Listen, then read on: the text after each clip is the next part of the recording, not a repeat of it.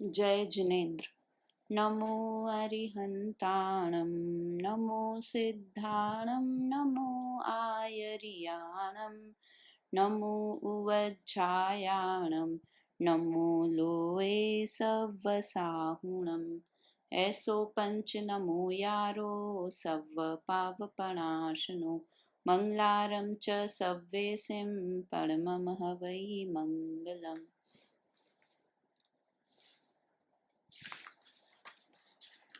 आज हमें चर्चा प्रारंभ करनी है वीतराग विज्ञान पाठमाला भाग 1 के पाठ 4 षट आवश्यक पर। षट का अर्थ होता है छह और आवश्यक यानी जरूरी, छह बातें जो हमारे लिए जरूरी हैं। हम बचपन से तो क्या पढ़ते आए हैं कि तीन चीजें हमारे लिए जरूरी है। क्या? रोटी, कपड़ा और मकान। ऐसा है ना। तीन जरूरतें कौन सी होती है आदमी की? कि रोटी हो अर्थात खाना हो, फिर कपड़े हो और उसके अलावा मकान हो, घर हो। किंतु हमने इसी चीज को कितना बड़ा कर लिया है कि अब सिर्फ हमें खाना नहीं खाना है, बहुत अच्छा खाना खाना है। एक्चुअली देखा जाए तो आदमी कमाता भी इन तीन चीज के लिए ही है कि ये तीनों चीजें हो जाएं, उसी के लिए हम और क्यों पैसा कमाते। एक एक्स्ट्रा और बढ़ गया है आजकल, घूमना फिरना, ये सब चीजें बढ़ गई हैं। किंतु बेसिक रिक्वायरमेंट तो तीन होती है और ये तीन बहुत सिंपल में भी आदमी रह सकता है। किंतु हमने कैसा कि खाना तो बहुत अच्छा खाना, बहुत ही फैंसी खाना, और वो भी बाहर खाना, कितने एक्सपेंसिव हो रेस्टोरेंट्स हो वहां भी जाकर खाना। तो एक तो खाना हमारी रिक्वायरमेंट था। फिर कपड़े, तो कपड़े एक सिंपल कपड़े भी चल सकते हैं और एक फैंसी कपड़ों में ब्रांडेड कपड़े पहने तो कितने एक्सपेंसिव। एक टी शर्ट ही आ जाए 15-15, 20-20 हजार की। मतलब कपड़े में भी हमने उसकी नेसेसिटी नहीं करके उसे हमने फैशन में बदल दिया है ना। तो रोटी, कपड़ा और मकान। मकान भी एक छोटा सा मकान और फैंसी, फिर उसको डेकोरेट भी करना है अपने घर को। तो इस तरह से जरूरत तो तीन थी, किंतु हमने, और अब तो जरूरतें भी और बढ़ गई हैं। क्या क्या? कि मोबाइल बिना चलता ही नहीं है आजकल। हम एक दिन भी मोबाइल बिना की कल्पना कर सकते हैं? नहीं कर सकते। फिर उसके अलावा टीवी बिना नहीं चल सकता कि दिन भर क्या करेंगे, टीवी तो चाहिए ही चाहिए। मतलब अब हमने अपनी नेसेसिटीज को बहुत बढ़ा दिया है। इसलिए जो आचार्य भगवंतों ने हमें जो छह नेसेसिटीज बताई थी, छह जरूरी चीजें बताई थी, उसके लिए हमें टाइम भी नहीं मिल पा रहा है कि हम ये जो अपनी लौकिक जरूरतें हैं इन्हें ही पूरा करने में लग गए हैं। तो जो भगवंतों द्वारा निर्धारित है, देखो ये बाहर की नेसेसिटीज हैं, ये शरीर को टिकाने के लिए जरूरी हैं। और जो ये छह आवश्यक की हम आज बात करने वाले हैं, वो आत्मा को टिकाने के लिए जरूरी है। मतलब आत्मा को शुद्ध करने के लिए, अपनी आत्मिक शांति के लिए जरूरी है। और जो बाहर की नेसेसिटी है वो शरीर को टिकाने के लिए जरूरी है। तो वो कौन से छह आवश्यक हैं, कौन कौन से, पहले हम नाम याद करते हैं फिर उसकी चर्चा करेंगे। देव पूजा, गुरु उपास्ति, स्वाध्याय संयमस तपः, दानम चेति गृहस्था नाम षट कर्माणि दिने दिने। अर्थात देव पूजा, गुरु की उपासना, स्वाध्याय, संयम, तप और दान, यह छह आवश्यक श्रावक को प्रतिदिन करने, श्रावक को नहीं गृहस्थी को लिखा है, ये मुनियों के नहीं, गृहस्थों के, गृहस्थों को प्रतिदिन करना चाहिए। अब ये तो लगते हैं कि तो कठिन बातें मत करो, आप सरल बात करो जो हम कर सकें। तो ये छह ही बहुत सरल हैं, बहुत सरल आवश्यक हैं, जिन्हें हम आराम से अपने लौकिक जीवन में, दिनचर्या में इंक्लूड कर सकते हैं। और क्यों जरूरी है, ये अपन ने बात की ही कि जैसे शरीर के लिए वो तीन जरूरी हैं, वैसे ही आत्मा के लिए ये छह आवश्यक जरूरी हैं। तो जरूरी होता है तो देखो सबसे बड़ी क्या दिक्कत है कि हमसे ये छह आवश्यक क्यों नहीं पल पाते हैं, कि हमारी रुचि इनमें नहीं होती है। जिसकी जिस चीज में रुचि होती है ना, वो उस चीज के लिए कैसे भी टाइम निकाल लेता है। अगर हमें अपनी आत्मा के लिए रुचि होगी, हमें अपने परभव की चिंता होगी, तो अपने आप हमारा ये छह आवश्यक के लिए समय निकल जाएगा। और समय, कितना समय निकालना है कि मुश्किल से 1-2 घंटे, तो हम 24 घंटे में से 1-1.5 घंटा भी अपनी आत्मा के लिए या अपने प्रभव को सुधारने के लिए नहीं निकाल सकते हैं? मतलब निकालना ही निकालना चाहिए। आत्म कल्याण तो जरूरी है, बाकी सब मजबूरी है, ऐसा अपने लाइफ का पढ़ना होना चाहिए। और समय निकालने की कैसी बात है कि भी जैसे हमारे हैं नेबर्स की बात करूं मैं, तो हमारे नेबर्स हैं, उन्हें महाभारत का रामायण का बड़ा शौक, अभी की लॉकडाउन है तो देखना ही देखना है। तो पूरा परिवार मिलजुल के काम खत्म कर लेगा 12 बजे तक, कि 12 बजे से महाभारत आनी है। तो एक झाड़ू कर रहा है, एक पोछा, एक खाना बना रहा है, एक बर्तन कर रहा है, कैसे भी करके काम खत्म करके 12 बजे टीवी के सामने। और पहले वो ही थे कि उनको टाइम ही नहीं, 3-3 बजे तक किचन चल रहा था। क्यों? क्योंकि कुछ लक्ष्य नहीं था, कुछ मतलब जरूरी नहीं लग रहा था। अब उसकी ऐसी रुचि हुई महाभारत की कि सब बाइयां भी नहीं आ रही है। पहले तो बाइयों के साथ भी 3 बज जाते थे, अब बिना बाई के भी 12 बजे काम खत्म होके टीवी के सामने चारों बैठ रहे हैं। तो किस लिए? क्योंकि उन्हें उसकी रुचि है, इसलिए। तो हमें अगर आत्मा की रुचि लगी है या हमें अंदर से ऐसा लगने लगा है कि हमें अपना प्रभव सुधारना ही सुधारना है, तो ऐसी रुचि हमें आत्मा की लगनी चाहिए कि 1 घंटा तो मुझे कैसे भी करके अपने लिए निकालना है। ये अपना समय है। कोई योगा करा तो हमने शरीर के लिए किया है ना। बाकी जो हम करते हैं अपने 24 घंटे को एक बार अपना टाइम डिस्ट्रीब्यूट करके देखें हम, कि हमारे 24 घंटे जाते कहाँ हैं। तो मैं पक्का विश्वास है कि हमारे पास 1 या 2 घंटा तो अपने लिए निकल ही निकल जाएंगे हमारे लिए। 1-2 घंटे मतलब समय नहीं है ये बात नहीं है, किंतु हमारी रुचि नहीं है, बात ये है। समय की कमी नहीं है। मेरे पापा हमेशा कहते थे ऐसे कि इंदिरा गांधी भी वही है और हम भी वही हैं। तो इंदिरा गांधी एक दिन में कितना काम कर लेती है, और उसके पास भी दिन में कोई उनके 48 आवर्स हो जाते होंगे इंदिरा गांधी के, और हमारे 24 आवर्स ही रहते हैं, ऐसा है। ये तो लौकिक उदाहरण की बात थी, जब मैं बहुत सोती रहती थी, यंग एज की बात थी, तब की बात बता रही हूँ। पापा कहते तो है हमारे पास भी 24 घंटे, और 24 घंटे कोई कम नहीं होते हैं। बस हमें अपनी रुचि बदलने की ज़रूरत है। और जो हम इन आवश्यकों के लिए समय निकालें, वो ये सोच के निकालें कि ये मुझे अपनी आत्मा के लिए मैं समय निकाल रही हूँ या अपना प्रभव सुधारने के लिए। समझदार व्यक्ति कौन है? देखो, 2 तरह के लोग होते हैं।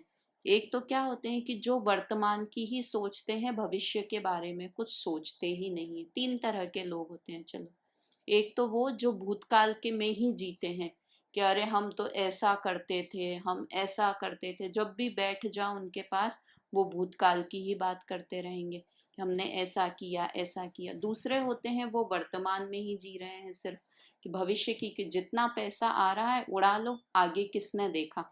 बस आई सैलरी आई या पैसा आया और उसे मौज मस्ती में इधर उधर उड़ा लो। और तीसरे होते हैं कि जो वर्तमान के साथ अपने भविष्य की भी चिंता करते हैं। तो वो क्या करेंगे कि वर्तमान में तो जितना जरूरी है उधर खर्च करेंगे ही, किंतु भविष्य के लिए सेविंग्स करेंगे। कि भविष्य पता नहीं, मेरा शरीर अभी तो चल रहा है किंतु आगे चलेगा कि नहीं, आगे मैं पैसा कमा पाऊंगा या नहीं। तो इसलिए वो भविष्य के लिए भी सेविंग करते रहते हैं। तो समझदार हम किसे कहेंगे? कि जो वर्तमान में जीने के अलावा भविष्य के बारे में भी सोचे। भूतकाल तो चला गया, भूतकाल के बारे में तो सोचना चाहिए ही नहीं। वो तो बिल्कुल ही काम का नहीं है कि भूतकाल तो खत्म हो गया, अब हम उसके बारे में सोच के। कोई चीज के बारे में तब सोचे ना कि जब हम उसमें चेंज कर सकते हो। अब भूतकाल में जो हो गया हम उसे चेंज कर सकते हैं कैसे भी? जैसे भी हमारा भूतकाल बहुत अच्छा था या बहुत बुरा था, तो हम उसे याद कर करके क्या कर लेंगे? उसे चेंज तो हम कर नहीं सकते हैं। तो वर्तमान और भविष्य दो ही हमारे हाथ में है। तो वर्तमान को सुधारें तो भविष्य अपने आप सुधर जाएगा, एक ये भी बात है। तो वर्तमान में ही जो हम सेविंग्स करें ये भविष्य के लिए, तो वो व्यक्ति समझदार है। तो उसी तरह से हम इस भव की ही चिंता नहीं करके अन्य भव की भी चिंता करें। इस भव की चिंता तो तिर्यंच भी कर लेता है। तिर्यंच भी अपने खाने के लिए और अपने रहने के लिए जगह ढूंढ लेता है, अच्छे से अच्छा खाता है, अच्छे से अच्छे घोंसले बनाता है, सब कर लेता है, किंतु तिर्यंच क्या नहीं कर पाता कि अपने भविष्य के बारे में नहीं, अगले भव के बारे में नहीं सोच पाता। तो हम मनुष्य हैं, हमें अगले भव हमारा कैसा हो इसकी हमें चिंता होनी चाहिए, मतलब चिंता होके दुखी नहीं होना है। तो उसके लिए हमें दिन का 1 या 2 घंटा इन जरूरी चीजों के लिए निकालना चाहिए। इसीलिए इसे आवश्यक शब्द दिया। आवश्यक मतलब नेसेसिटी। तो वापस से एक बार हम नाम याद करते हैं। 2-2 के जोड़े में नाम याद कर लीजिए, 3-3 के कर लीजिए। देव पूजा, गुरु उपासना और स्वाध्याय 3, फिर उसके बाद 3 संयम, तप और दान। ठीक है, तो पहले 3 देव पूजा, गुरु उपासना, स्वाध्याय, और तीसरा संयम, तप और दान। देव पूजा, देव पूजा किसे कहते हैं? हमारे 3 चीजें हैं जो हमारे लिए पूजनीय हैं, देव, गुरु और शास्त्र। देव शास्त्र गुरु की पूजा हम प्रतिदिन करते हैं ना, तो वो ही देव शास्त्र गुरु। तो देव तो कौन से हैं हमारे देव?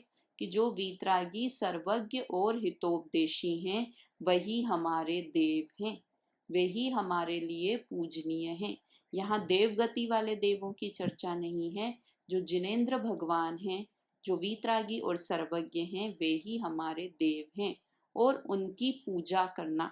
अब पूजा करना तो 2 तरह से पूजा कर सकते हैं, द्रव्य पूजा और भाव पूजा। तो किसे कहेंगे द्रव्य पूजा? कि अष्ट द्रव्य से विधि पूर्वक पूजा करना, वो तो हुई द्रव्य पूजा।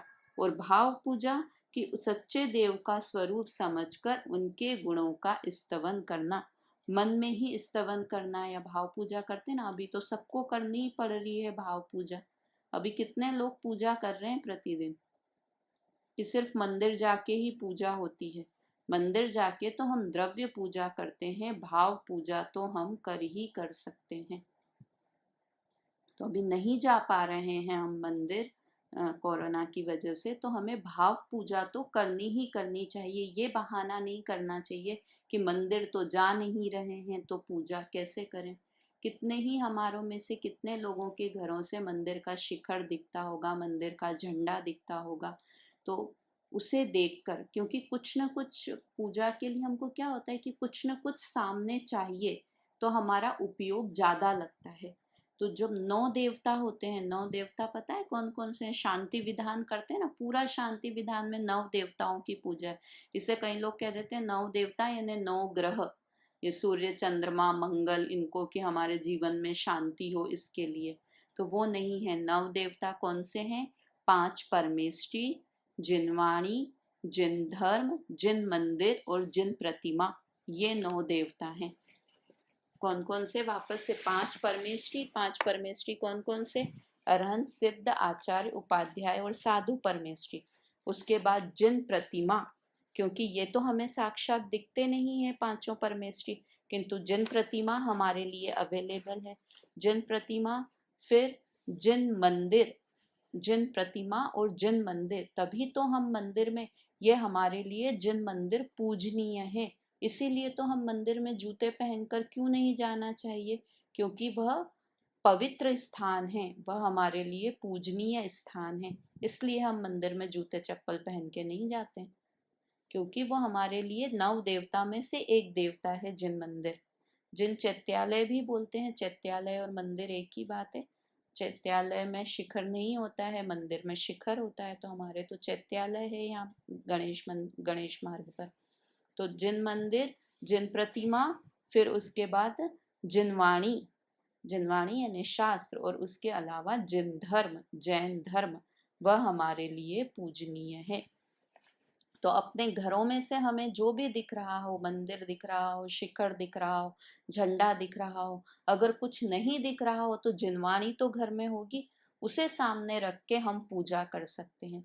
यह हमारी परीक्षा की घड़ी है अभी, कि हम मंदिर था तब तो मंदिर जाते थे, अब तो चलो छूट मिल गई, मंदिर ही नहीं है तो अब तो हमको पाप नहीं लगेगा, क्योंकि मंदिर जा ही नहीं सकते हैं तो पूजा कर ही नहीं सकते हैं।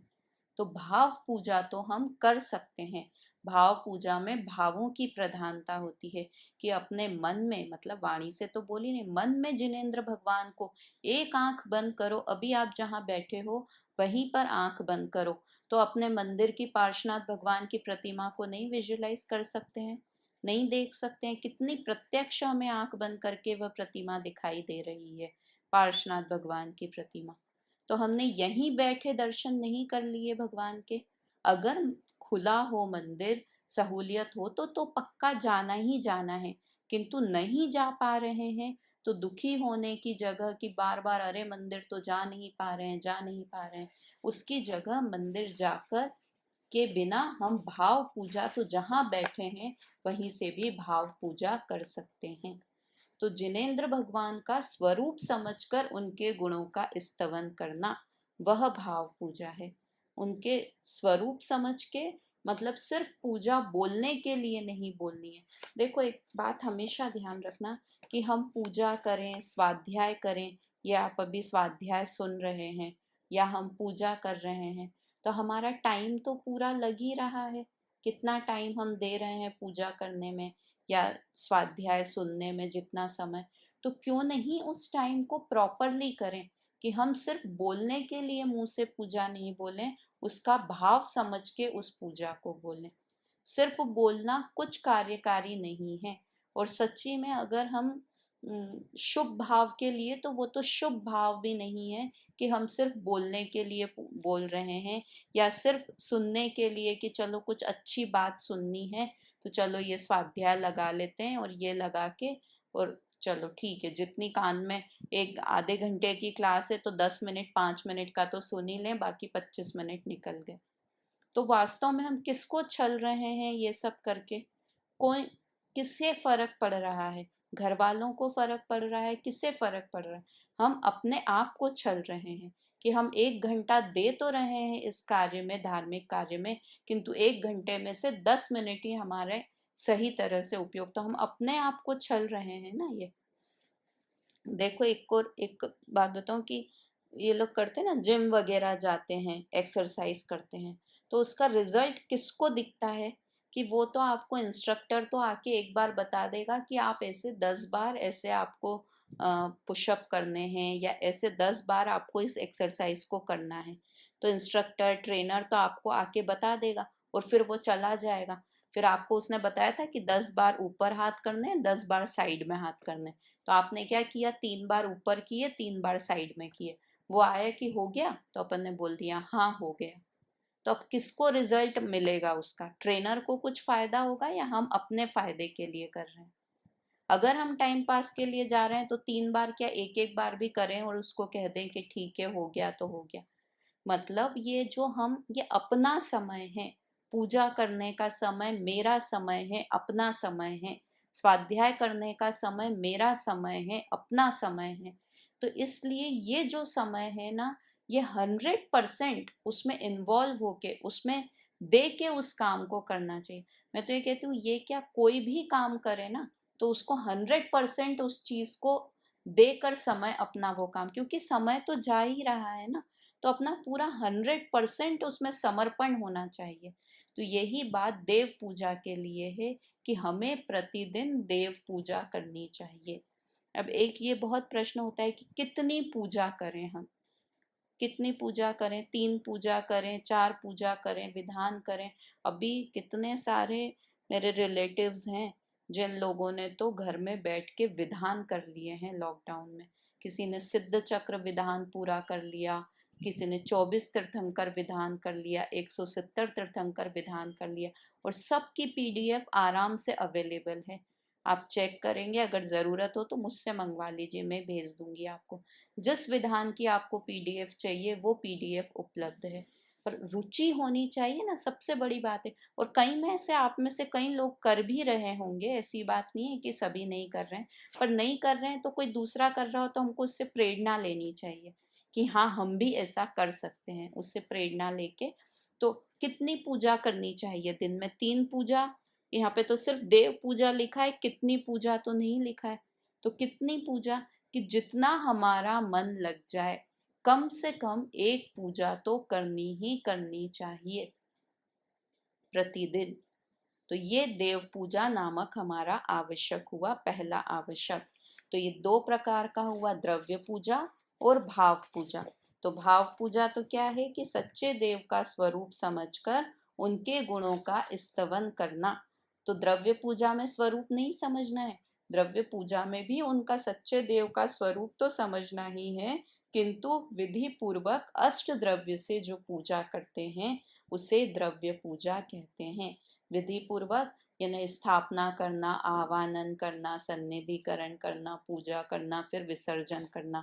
ऐसे पूजा के जो 5 अंग है, जो पूरी विधि से, ये हमारे एक आगे पाठ आने भी वाला है तत्व ज्ञान में, पूजा विधि और फल, उस नाम से एक पाठ आने भी वाला है। तो उसमें पूरी विधि पूजा करने की बताएंगे, और आप में से बहुत लोगों को उसकी विधि पता भी होगी पूजा करने की, और अगर नहीं पता है तो हम आगे जब पाठ पढ़ेंगे तो उसमें पूरी विधि हमें पता चलेगी। तो ये दो तरह की पूजा हुई, मतलब पूजा करना है, यह हमारे लिए आवश्यक है और मेरे भले के लिए है, मेरा भला होने वाला है इससे, इसलिए पूजा हमें करनी है। अब यहाँ पर इस पाठ में एक पूजा और है। पूजाएं दो प्रकार से कहिए, निश्चय पूजा और व्यवहार पूजा। इसी तरह से निश्चय गुरु उपासना और व्यवहार गुरु उपासना, निश्चय स्वाध्याय, व्यवहार स्वाध्याय, निश्चय संयम, व्यवहार संयम, निश्चय तप, व्यवहार तप, निश्चय दान और व्यवहार दान। तो व्यवहार पूजा क्या हुई, व्यवहार गुरु उपासना, कि जो हम शरीर आदि क्रियाओं से करते हैं, जो व्यवहार में दिखाई देती हैं, ऐसी सारी क्रियाएं तो व्यवहार की हुई, जो नाम से ही हमें समझ में आ रही है कि देव पूजा यानी भगवान की पूजा करना, गुरु उपासना यानी गुरु की स्तवन करना, स्वाध्याय करना यानी जिनवाणी पढ़ना। तो ये तो बाहर वाली पूजाएं हुई, किंतु वास्तव में निश्चय पूजा क्या होता है, ज्ञानी श्रावक के योग्य आंशिक शुद्धि ही निश्चय से देव पूजा है। क्या है, ज्ञानी श्रावक के योग्य। तो ज्ञानी श्रावक कौन सा हुआ, ज्ञानी, ज्ञानी हमने अब नाम सुना हुआ लग रहा है आपको। ज्ञानी श्रावक कहाँ पर पढ़ा है हमने, जगन्य अंतरात्मा, अंतरात्मा में पढ़ा था ना, अविरत सम्यक दृष्टि, उसे कहते हैं ज्ञानी श्रावक। और उसके बाद अविरत के बाद व्रति, देश व्रति है, वह भी ज्ञानी श्रावक में ही आएगा, किंतु मध्यम जगन्य अंतरात्मा से स्टार्ट होके जगन्य अंतरात्मा और मध्यम अंतरात्मा में देश व्रति श्रावक है, वह उनके योग्य आंशिक शुद्धि, आंशिक शुद्धि यानी उन्हें पूर्ण शुद्धता तो अभी नहीं हुई है, पूर्ण शुद्धता तो कब होती है, जब मोक्ष, किंतु आंशिक शुद्धि कब प्रकट हो जाती है, प्रकट हो जाना शुद्धि का।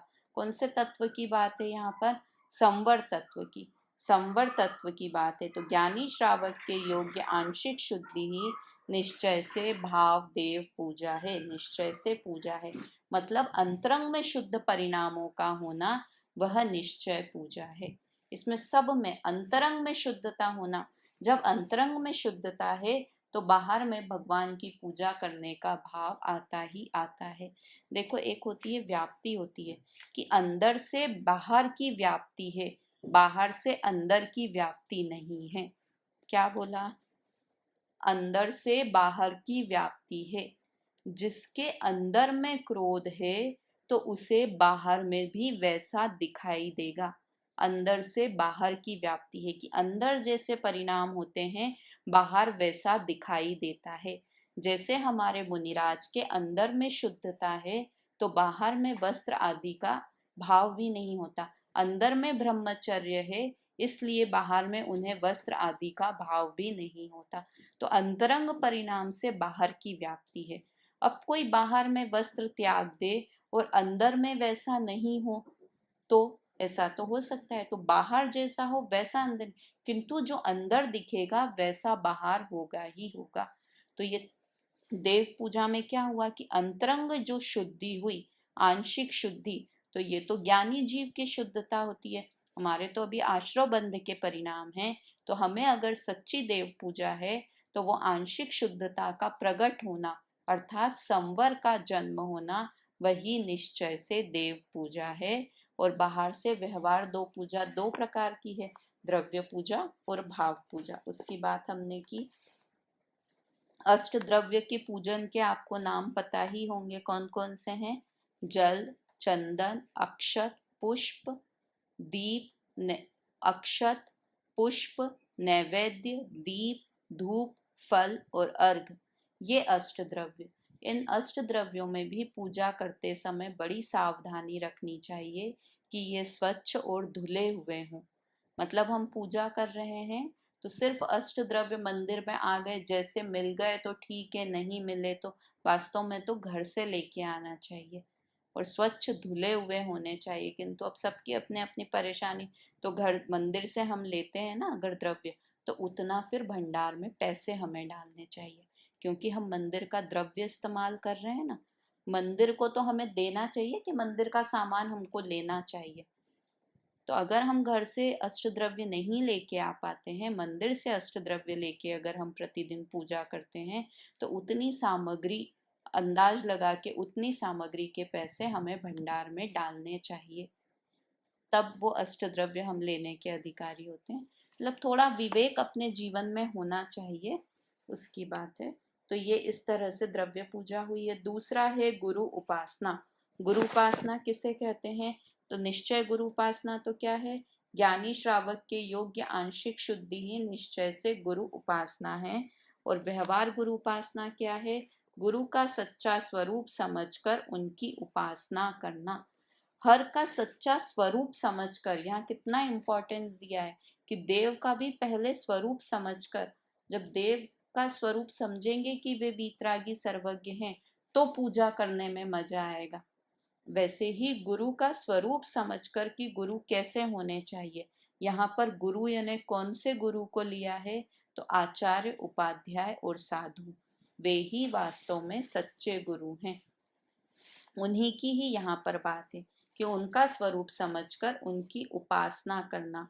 उपासना करना अर्थात उनका स्तवन करना, उनकी वैयावृत्ति करना। अगर वे अवेलेबल हैं तो उन्हें आहार देना, उनकी वैयावृत्ति करना, वो सब उनकी उपासना है। तो अब रोज तो मुनिराज अवेलेबल नहीं है, तो उनकी भी पूजा करना, गुरु की पूजा करना। इसलिए बोलते हैं ना, देव शास्त्र गुरु की पूजा को क्या बोलते हैं? नित्य नियम की पूजा। नित्य नियम की पूजा यानी नित्य करना चाहिए, नियम पूर्वक करना चाहिए। तो वो इसीलिए ही है कि ये 6 आवश्यक में से आवश्यक में आ जाते हैं ना, देव पूजा, गुरु उपासना और स्वाध्याय। तो स्वाध्याय भी जिनवाणी की उपासना करना। तो अभी जब स्वाध्याय की बात करेंगे तब उसकी बात करेंगे। तो यहाँ पर गुरु उपासना कि अगर गुरु अवेलेबल हैं तो उनकी वैयावृत्ति करना, उनका उपदेश सुनना, उनको आहार देना, और अगर अवेलेबल नहीं है तो फिर क्या करना? उनका स्वरूप समझकर उनके भी गुणों का स्तवन करना। यही वास्तव में गुरु उपासना है। तो सच्चे, यहाँ पे लिखा है सच्चे, सच्चा स्वरूप समझकर, गुरु का सच्चा स्वरूप समझकर। तो ये जो हम पूजा कैसे, ये 2 काम हम कैसे कर सकते हैं, मैं आपको अपन लास्ट में टाइम काउंट करेंगे कि हमको ये 6 आवश्यक करने में कितना टाइम लगता है। तो ये अगर हम देव शास्त्र गुरु की पूजा करेंगे तो कितनी देर हमें लगेगी? मुश्किल से आधा से पौना घंटा लगेगा। अच्छे से समझ समझ के पूजा करेंगे ना, तो हमारे 3 आवश्यक पल जाएंगे, देव पूजा, गुरु उपासना और स्वाध्याय। स्वाध्याय तो कब पलेगा? कि जब हम उसको समझ समझ के करेंगे। शास्त्र जब स्वाध्याय की बात आएगी तब हम चर्चा करेंगे। तो चलो 2 आवश्यक तो पल ही जाएंगे, देव पूजा और गुरु उपासना वाले तो हमारे आवश्यक पल ही जाएंगे। तो इस तरह से देव पूजा और गुरु उपासना हुआ। तो अरहंत और सिद्ध हैं वो तो देव में आएंगे, और आचार्य, उपाध्याय और साधु हैं वो गुरु में कहे जाएंगे। तो इस तरह 5 परमेष्टि की पूजा करना। कैसे पूजा करना? कि उनके गुणों को समझकर उनकी पूजा करना। सिर्फ पढ़ने के लिए पढ़ने वाली बात नहीं है, समझकर, अर्थ को समझकर फिर पूजा करना, उसका नाम है देव पूजा और गुरु उपासना। अब तीसरा है स्वाध्याय। स्वाध्याय भी 2 प्रकार का है, निश्चय और व्यवहार स्वाध्याय। तो निश्चय स्वाध्याय क्या है? कि ज्ञानी श्रावक के योग्य आंशिक शुद्धि ही निश्चय से स्वाध्याय है। जो ज्ञानी श्रावक के संवर तत्व प्रकट हुआ है, तो वैसी आंशिक शुद्धता प्रकट हुई है, पूरी शुद्धता प्रकट नहीं हुई है, किंतु शुद्धता की शुरुआत हो गई है और निर्जरा में उस शुद्धता की वृद्धि होती जा रही है। तो वह प्राप्त करना वह निश्चय से स्वाध्याय है। और व्यवहार स्वाध्याय क्या है? जिनेंद्र भगवान द्वारा कहे गए तत्व का निरूपण करने वाले शास्त्रों का अध्ययन और मनन करना व्यवहार स्वाध्याय है। 3 बात कही हुई है। पहली बात, जिनेंद्र भगवान द्वारा कहे गए। शास्त्र कैसे होते हैं? कि जो जिनेंद्र की वाणी होती है, मतलब जिनेंद्र भगवान द्वारा कहे हुए, तो डायरेक्ट तो जिनेंद्र भगवान नहीं लिखते हैं, जिनेंद्र भगवान ने कहा और वैसे ही वैसे आचार्यों ने लिखा, या कुछ समर्थ पंडित थे उनके द्वारा, जैसे टोडरमल जी द्वारा रचित मोक्ष मार्ग प्रकाशक है, दौलत राम जी द्वारा रचित छह डाला है, इस तरह से भी उनका स्वाध्याय। तो जिनेंद्र भगवान, तो वो जिनेंद्र भगवान द्वारा कहते क्यों हैं? क्योंकि जिनेंद्र भगवान ने कहा, गंधर ने झेला, उसके बाद आचार्यों और मुनिराजों ने उसे लिखा, और वही परंपरा पंडितों ने भी। पंडितों के ग्रंथ पढ़ने का एक फायदा क्या होता है कि आचार्यों की थोड़ी सी हमें भाषा क्लिष्ट लगती है, कठिन लगती है। तो शुरुआत में हम पंडितों के ग्रंथ कैसे होते हैं? हमारी लौकिक भाषा में होते हैं, तो हमें पढ़ने में थोड़ा इजी पड़ जाता है, क्योंकि जो आचार्यों ने लिखे हैं ना, उसके बाद भी पंडितों ने उनकी टीकाएं लिख दी है। तो ऐसा नहीं है कि पंडित के लिखे हुए ग्रंथ पढ़ने योग्य नहीं होते हैं। पढ़ने योग्य इसलिए हैं कि उनके मौलिक ग्रंथ नहीं है, वो जो उन्होंने लिखे हैं उसी, कई तो बड़े आचार्यों के ग्रंथों की टीकाएं लिखी है, और किसी किसी के मौलिक ग्रंथ भी हैं। तो टोडरमल जी को तो आचार्य कल्प कहते हैं, कि आचार्य वाली उपमा टोडरमल जी को दी हुई है। तो उनके द्वारा कहे गए तत्व का निरूपण करने वाले।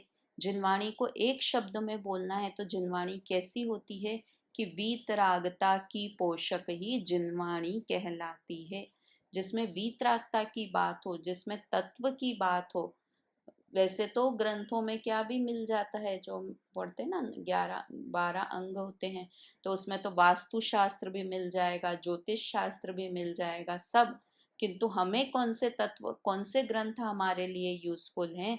कि जिसमें तत्व का निरूपण हो। ऐसे ग्रंथों को, ऐसे शास्त्रों का अध्ययन और मनन करना। अध्ययन करना और उसके बाद मनन करना। मनन करना यानी बार बार दोहराना, उसका चिंतन करना, वह स्वाध्याय है। तो स्वाध्याय भी 2 तरह से हम कर सकते हैं। एक तो किसी के प्रवचन आदि, क्लास आदि सुनकर, और दूसरा स्वतंत्र ग्रंथों को पढ़कर।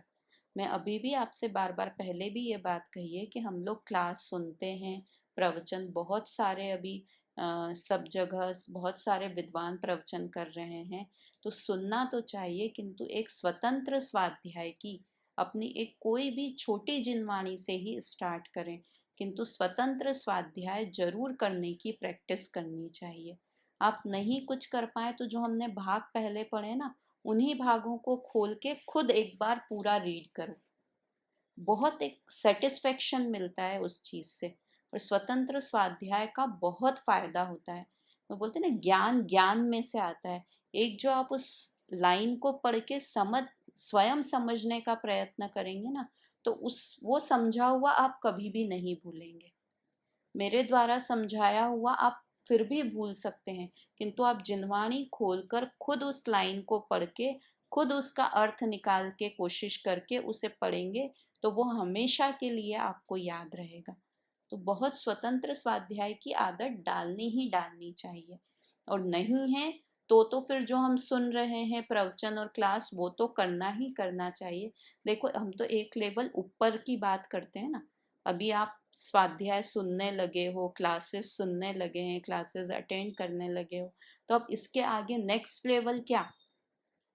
हर चीज में अपन लौकिक लाइफ में भी आगे बढ़ते हैं ना, हर चीज के लिए, कि अभी मुझे 5 डिशेस बनानी आती है इंडियन। पहले तो खाली हम राजस्थानी खाना जानते थे, फिर थोड़े हम हाई ग्रेड हुए, तो फिर हम गुजराती खाना भी बनाने लग गए, फिर हम पंजाबी खाने भी बनाने लग गए, है ना। तो इस तरह से अब तो मल्टी क्यूजन बनाने लग गए, इटालियन, चाइनीज, मैक्सिकन, सारे खाने बनाने लगे। तो अपने आप को और आगे अपग्रेड करते जा रहे हैं ना। तो वैसे ही स्वाध्याय में अपने आप को अपग्रेड कैसे करें?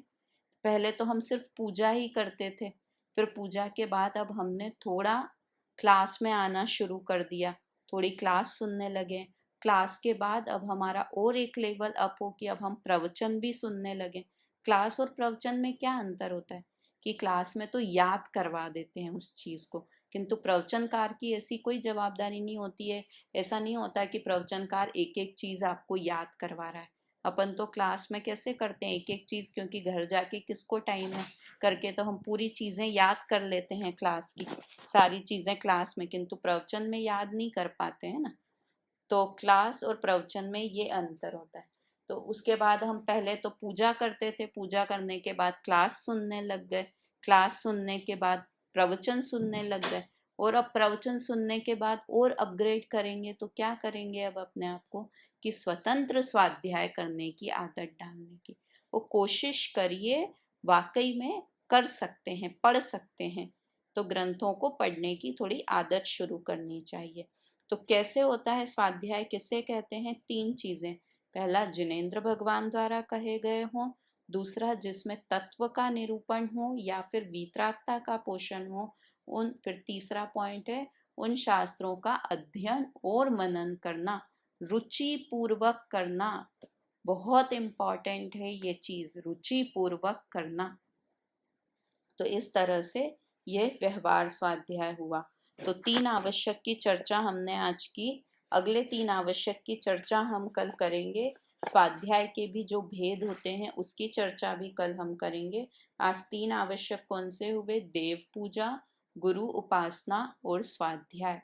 और ये आवश्यक हमें प्रतिदिन करने चाहिए। मैं तो अब वाकई में अपन टेक्नोलॉजी की महिमा कि आज तो हमारे जबलपुर के एक पंडित जी हैं, श्रेनिक जी, उन्होंने सुबह 7 से 8 बजे, 7:30 से 8:30 बजे तक शांति विधान करवा दिया। मतलब वहाँ पे मंदिर में भगवान भी दिख रहे हैं, जिनवाणी की पीडीएफ भी भेज दी और साथ साथ में वो गा भी रहे हैं। तो मतलब कोई चीज़ की कमी नहीं है, सिर्फ हमारे रुचि की कमी है कि हम में रुचि होना तो हम क्या से क्या बन सकते हैं, भक्त से भगवान बन सकते हैं। पर क्या चाहिए उसके लिए? रुचि चाहिए ना।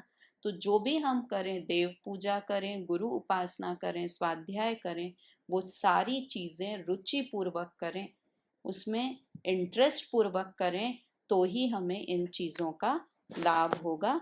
आगे की चर्चा कल हम करेंगे। जय जिनेंद्र।